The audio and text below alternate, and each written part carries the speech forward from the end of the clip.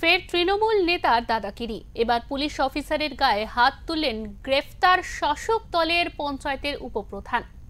New Farakka বাস স্ট্যান্ডে প্রকাশ্যে engine van নিয়ে পুলিশের সঙ্গে বচসা এবং পুলিশের এক অ্যাসিস্ট্যান্ট সাব ইন্সপেক্টরকে মারধর এবং অভদ্র আচরণ করার অভিযোগে গ্রেফতার করা হয়েছে ফারাক্কার বেওয়া 1 গ্রাম পঞ্চায়েতের উপপ্রধান তরিকুল শেখকে।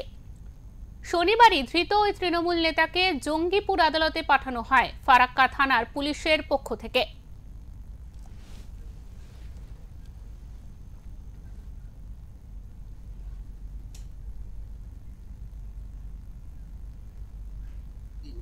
বলছে আমি করবো না। উনি ফোন করলেন, উনি কে বলছে ওটাকার সদস্য আমি জানতামও না। ফোন করেছে, উনি এসে উল্টো পাল্টা এসেই আমার উপরে চড়াও হলো।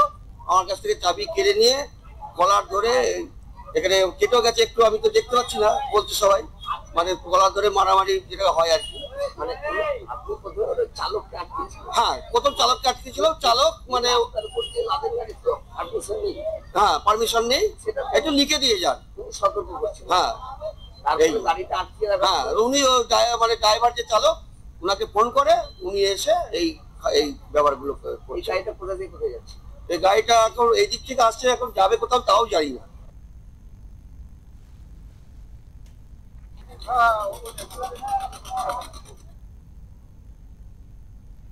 পুলিশ সূত্রে জানা গিয়েছে, শুক্রবার সন্ধ্যার দিকে নিউ ফারাক্কা বাস স্ট্যান্ডে ডিউটি করছিলেন ফারাক্কার ট্রাফিক গার্ড পুলিশের assistant sub inspector Tapas Ghosh. অভিযোগ, জাতীয় সড়ক দিয়ে আসা একটি ইঞ্জিন ভ্যান আটকে দেন ওই পুলিশ আধিকারিক।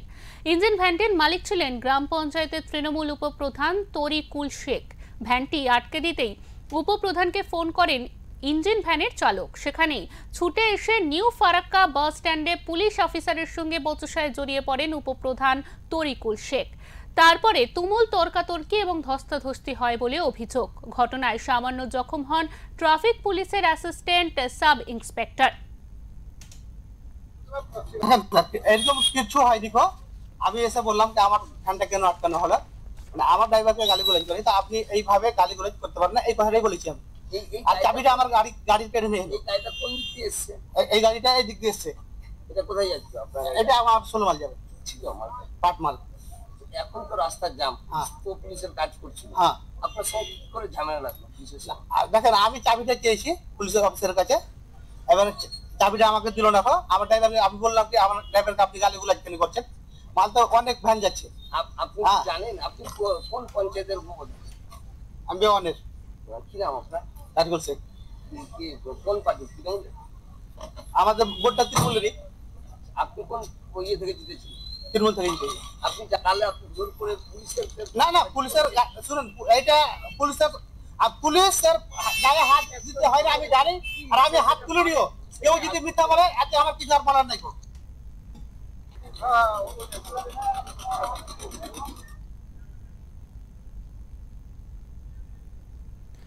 যদিও ফারাক্কা থানার পুলিশের হাতে গ্রেফতার হওয়ার সময় উপপ্রধান তরিকুল শেখের দাবি সামান্য কথা কাটাকাটি হয়েছে, কিন্তু তাকে অন্যায়ভাবে গ্রেফতার করা হয়েছে।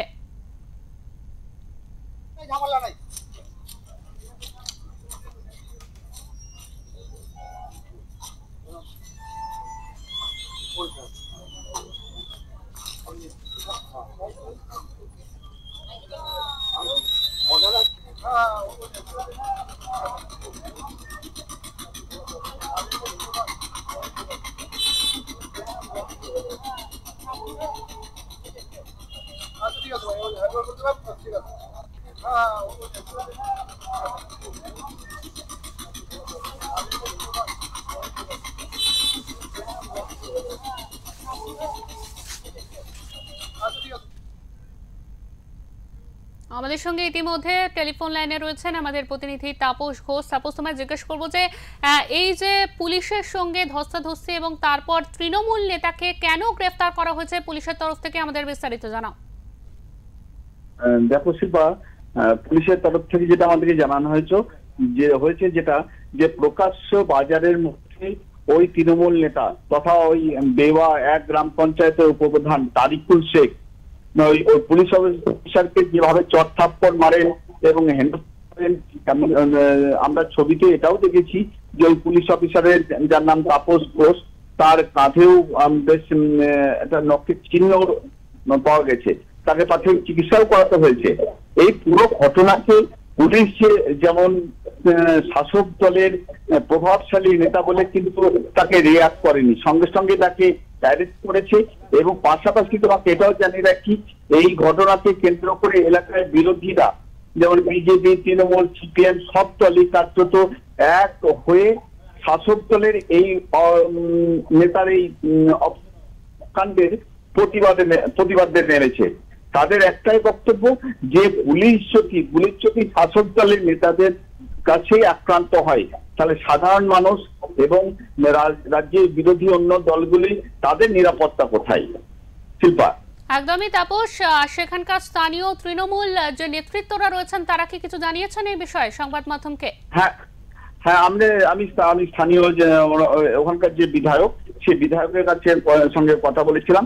বিধায়ক তিনি বলেছেন যে এই বিষয়টি দল কোনোভাবেই সমর্থন করে না, আইনের পথেই চলবে।